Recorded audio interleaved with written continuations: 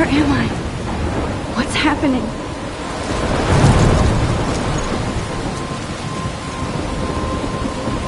I'm trapped in a storm? How did I get here? And where is here? Wait, there's the lighthouse. I'll be safe if I can make it there. I hope. Please let me make it there.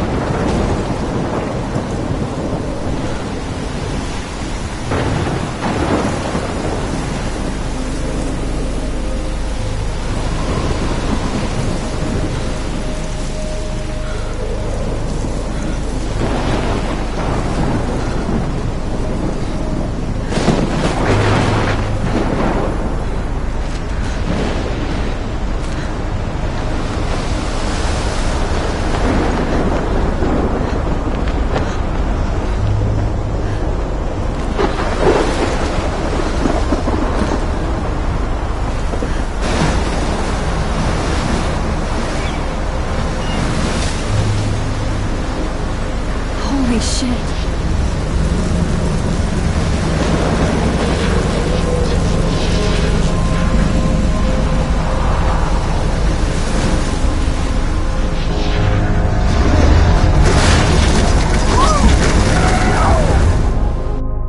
Whoa. That was so surreal. Famously called film Little Pieces of Time.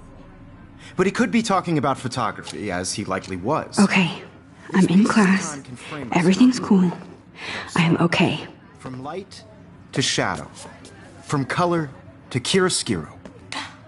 Now, can you give me an example of a photographer who perfectly captured the human condition in black and white? I didn't fall asleep, and that sure didn't feel like a dream. Bueller? Weird. Diane Arbus. There you go, Victoria.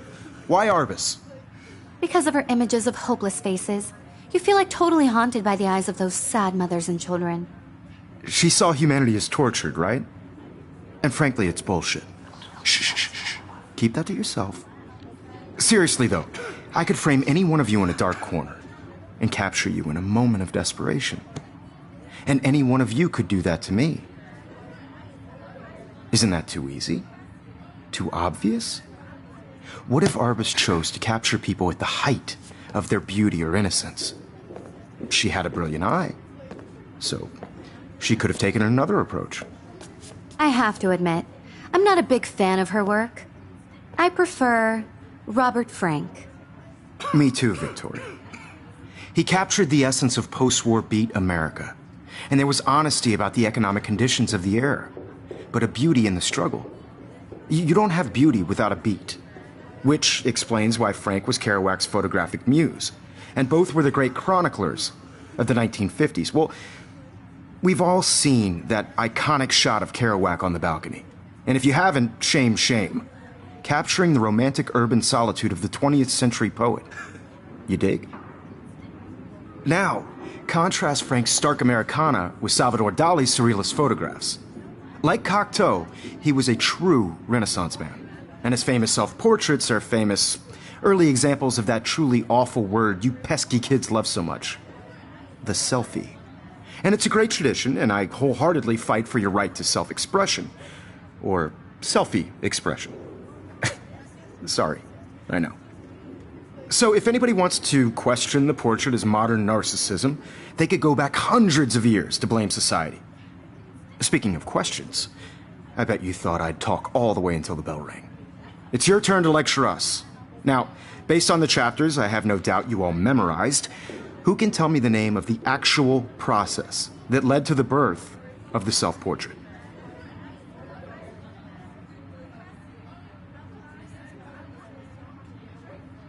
Anybody? This does not bode well.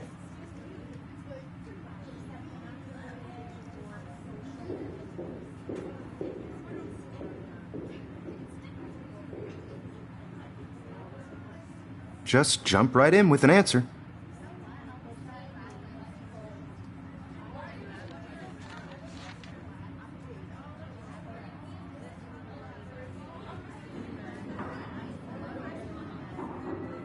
This was in the chapters you read.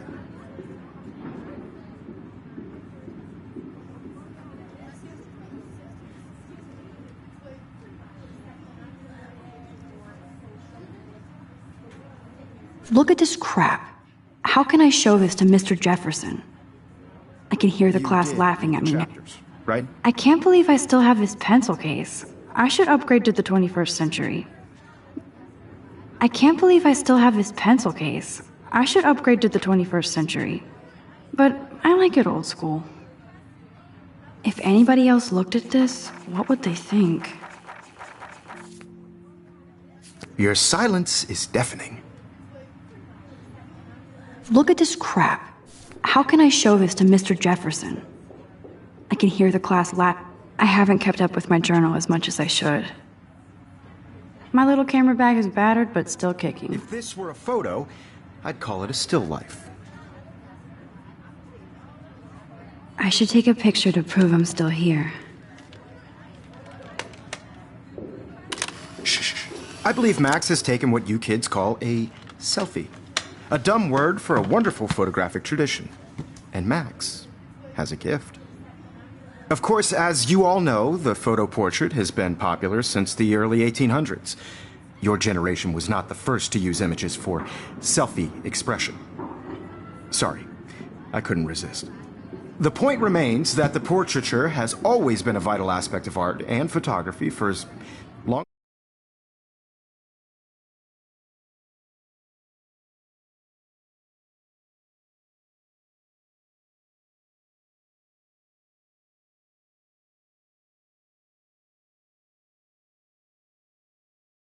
as it's been around. Now, Max, since you've captured our interest and clearly want to join the conversation, can you please tell us the name of the process that gave birth to the first self-portraits? I did know, but I kind of forgot. You either know this or not, Max. Is there anybody here who knows their stuff? Louis Daguerre was a French painter who created daguerreotypes, a process that gave portraits a sharp reflective style like a mirror. Now you're totally stuck in the retro zone. Sad face. Very good, Victoria. The Daguerrean process brought out fine detail in people's faces. Sorry, Max. No more selfies right now. From the 1800s onward. The first American daguerreotype self-portrait was done by Robert Cornelius. You can find out all about him. If anybody else looked at this, what would they think?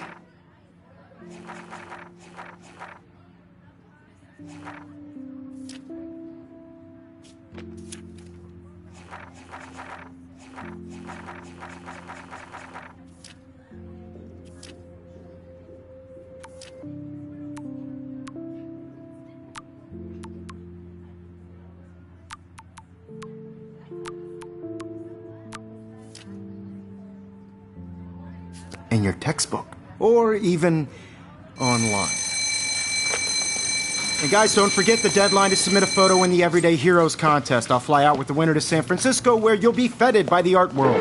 It's great exposure, and it can kickstart a career in photography. So Stella and Alyssa, get it together. Taylor, don't hide. I'm still waiting for your entry too. And yes, Max, I see you pretending not to see me.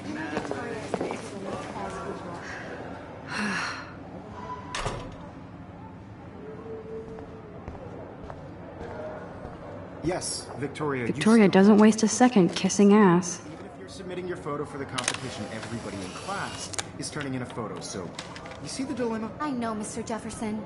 I just worked so hard in the shot, and I'm sure you know what it's like to be consumed by your work. I just really think Everyday Heroes is an important cultural event, and I want to represent Blackwell Academy. You have just by participating, by putting yourself out there in the world. I should have known. She'll have better equipment than Blackwell. No matter who wins, this is just Even her school books are gift-wrapped. I can't believe she made fun of me in class. What is she, 15 years old? Damn, they have carbon fiber tripods here. That was amazing when Mr. Jefferson took a class picture the first week. I love seeing Mr. Jefferson's awesome photos on these magazine covers. That printer is amazing. I'd love to see how... Looks like somebody was already working on this. Cool. Hi, Kate. Oh. Hi, Max. You seem quiet today. Just thinking too much.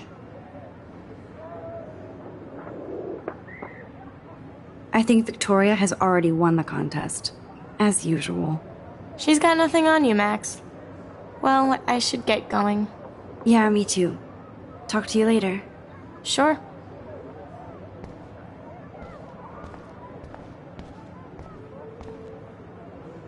Every time I look at Victoria, I feel like she's talking smack. Excuse me, Mr. Jefferson, can I talk to you for a moment? Yes. Excuse you. No, Victoria. Excuse us. I'd never let one of photography's future stars avoid handing in her picture. I didn't have any time. Way too much homework. Max, you're a better photographer than a liar. Now, I know it's a drag to hear some old dude lecture you, but life won't wait for you to play catch-up. You're young, the world is yours, blah, blah, blah, right? But you do have a gift.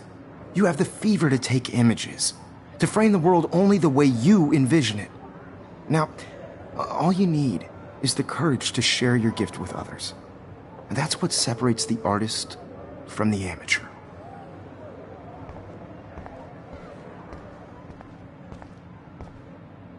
You can never escape the lighthouse here. Even in pictures, the forest around here always... Man, he even has the best plasma HDTV for a class monitor. You didn't tell me how cute I looked yet. I was about They're to. just getting you You ready. Welcome to the real world. Just cute. Hot. Then I might send you a special picture. Because Max wants everybody to see how good she is. He plays it so shy. I need a serious timeout in the bathroom. Splash water on my face and make sure I don't look like a total loser. I hate that.